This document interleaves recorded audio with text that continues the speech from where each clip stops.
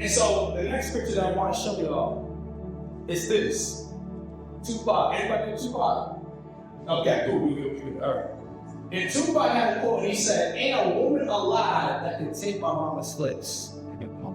Alright? Anybody can grip their hands up? Ain't a woman alive that can take my mama's place. Alright, right? Wow. So, I'll never forget it, y'all. I'll never forget it. One particular Thanksgiving, years ago, I got a knock on the door, right? It was a big knock. And my mom ran to the door and she opened it. And literally, it was the government who dropped off a basket just like this. See, I don't know about y'all, but where I come from, I come from a mama. Everything that I got is blood, sweat, tears, consistency. And so when they dropped this off every Thanksgiving to my mom, y'all, I remember my mom would take the box with so much humility and say, "Thank you so much." My mom was our government assistant, y'all. We talk about that government assistant, the cheese. I don't know what it is like now, but that government assistant, the cheese, you had like, you put a lighter to it, and that cheese, it'll take forever to melt. I promise you, my mom was like, it'll take forever to melt. I'm like, this is crazy. He said, "No, man, right?" And so I remember my mom would take the box of great straw and she would go right into that kitchen. She'll start preparing a meal. Now, this is how bad I grew up, right? The street that I was on, y'all, was nothing but needles, nothing but drug dealers, nothing but nonsense and chaos, y'all. This is the environment that I was around. And I remember, y'all, I was watching the Dallas Cowboys versus the Washington Redskins on this particular Thanksgiving. And I'll never forget, y'all, I promise you, my life was so bad. We had the box TV, y'all got good TV, but I had the box TV, you know the joint we had to move forward, tilt it this way, tilt it that way, tilt it back. And you're like, "Man, how long this thing ain't coming in? We're gonna do it." "Mama, this thing ain't work." She said, "Baby, we ain't got cable, so deal with it." Right? And so I remember, y'all, I was watching the game, and I had a Pepsi bottle, but the Pepsi logo wasn't on the bottle. And I'm in the house running around doing Deion Sanders' flag, Deion Sanders' shirt. It was ripped, right? And I'm running through the house doing Deion Sanders' school, prime time, all that stuff. And I remember, y'all, I could hear my mom say, "Baby." I said, "Yes, ma'am." She said, "I need you to come into this kitchen right now." I said, "What's going on, Mama? You good?" She said, "Yes, ma'am, but I want to teach you a life lesson." And as I approached the kitchen, she grabbed me by my hair. "Yeah." I'm like, "Whoa." It was really strong, right? Too. She's like, "Oh, I like shit." And my mom grabbed me. She said, "Baby, I want you to look at this cabinet right now." I said, "Yes, ma'am." She said, "What do you see?" I said, "Man, I ain't gonna hold you. I see beans and noodles."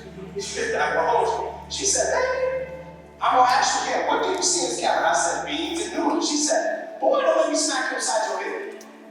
I said, "Man, I see beans and noodles." She said, "Let me teach you a lesson, man." She said, "What I see is we have a meal. Somebody ain't eating today. What I see is that we can't take for granted what most people are praying for." She said, "Baby, exactly what you see here is I want you to understand this lesson. Every area in your life, you must learn how to take nothing and turn it into something. Take nothing and turn it into something." And I'll never forget that lesson, and I continue to instill it in my life in every area, y'all. And so pretty much in life, y'all, I had to understand a couple of things. When I was in middle school and when I was in high school, y'all, I promise you, I used to be, and I promise you, I was in special education, y'all. I couldn't read, I couldn't write, I couldn't comprehend. The teacher, listen, I promise you, I'm so quick to roll somebody, but if that teacher asks me, "Mr. Winfield, can you read?" I'm quiet. I ain't cracking on nobody no more. But homeboy in front of the class, he's straight. He can read. And here I am making fun of people, and I made fun of people because I didn't know who I was. Better yet, y'all, here's the craziest part about this. My senior year in high school, I had the opportunity to go to the University of Syracuse to play football. And I remember going to my history teacher, Miss Boudreaux, and I went up to that third floor of Central High School in Rhode Island, and I went up to her and I said, "Miss Boudreaux, what's going on?" Then I laughed. She said, "You funny, huh?" I said, I said, what you mean no funny? She said, I said, did I pass? She said, let me break it down. You play football, right? I said, yes, ma'am. She said, let me break it down to you in your terms. First quarter, you was a class clown. Second quarter, you wasn't serious. Third quarter, you got somewhat serious, and by fourth quarter, it was too late. I lost a scholarship due to bad academics, y'all. You want to know why? Because I was hanging around people who didn't know who they were. I was hanging around people who was looking for popularity and not their purpose. And so I remember I was at that hip, and I promise you, the door was so old. When I opened up that door, it was like, boom. And I had to walk down this hallway, y'all. And the hallway became longer than usual. And I remember, y'all, I started shedding tears. Boom. Boom. And it's like every tear that I shed, y'all, I can see my mother's reflection that I let my mom down. All because I was hanging around people who didn't know where they were going. I was hanging around people who was looking to be popular. I was hanging around people who were worried about showing. And I promise you, I used to be posted, focusing on the girls. And I let my mom down. The woman who fought in the hospital to bring me to this world, I let her down.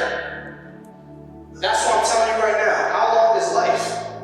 And actually, how long is homeboy and homegirl will be your homeboy and homegirl? Because I can promise you this.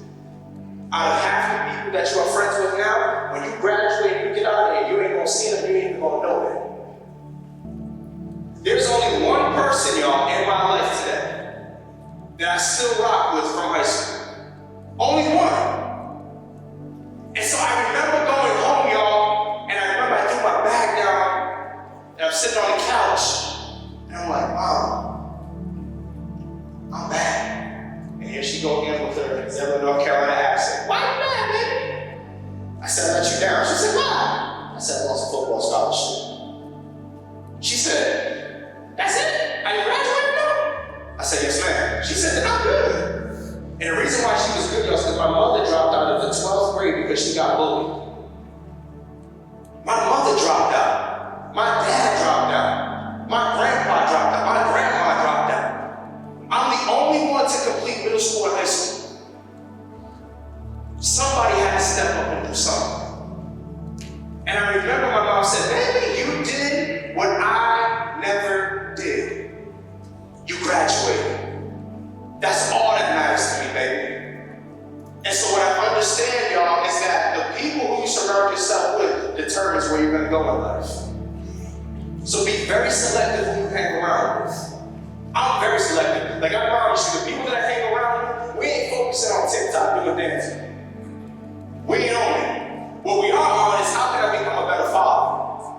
How can I become a better leader? How can I change my community? How can I build things for the community? How can I build things for the homeless people? I promise you, there is a thing that I live by. Those who are faithful over few will be ruler over much. And here's what I understand, y'all. Before I got the money, before I got the state, before I started traveling the world, I had to be faithful to one homeless person in a homeless shelter. The man felt like giving up on his life, and I promise you, I just went down and I said 2 words to him. I said, you got this. Came back to work 2 weeks later, my co-worker Jerome Hines said, hey, Will, Anthony's here, you need to go talk to him. I said, Anthony's here again? He said, yeah, you need to go talk to him. I went to go talk to Anthony again, and he embraced me with the biggest hug in my life. And immediately, it hit me and said, yo, Will, your words got power. Then, I ended up getting a job at a drug rehab. It was the first time in my life I had to go speak in front of 40, not kids, not millennials, 40 grown adults. My first speech was in front of 40 people in a drug rehab. And I remember there was 2 guys in the back that wanted to leave the program and quit. And it was something that I said there that changed their life. And the counselor came to me, and the counselor said, Mr. Winfield. I said, am I in trouble, Vanessa? She said, no, you're not. I said, well, what happened? She said, these 2 people about to leave the program, but because of what you said, they're still here. And I would say to this day, they're still clean. They got their kids back. This ain't about motivation, it's about empowerment. When you leave this room, I just want you to do one thing and one thing only. Choose to not just exist, but live to be remembered. That's the only thing I want for you today. When you leave this room, don't be out here, man, I just want to exist. Yo, it's just Monday, it's just Tuesday, it's just school. No. When you take that test,